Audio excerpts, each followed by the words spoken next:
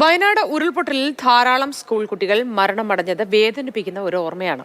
സഹപഠിതാക്കളായ വിദ്യാർത്ഥികൾക്ക് ബാഷ്പാഞ്ജലി അർപ്പിക്കുകയാണ് തിരുവനന്തപുരം കാഞ്ഞിരംകുളം ഗവൺമെന്റ് LPSലെ അധ്യാപകരും വിദ്യാർത്ഥികളും.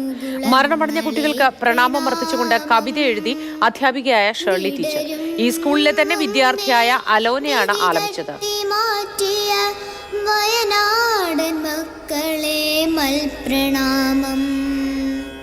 ആടിയും പാടിയും പഠിച്ചും രസിച്ചും ഒരുമിച്ചു തിന്നും ഒന്നിച്ചു കളിച്ചും ഒരു പെൻസിലിനായി പിടിവലി കൂടിയും ഓടി നടന്നതാം നിമിഷങ്ങൾ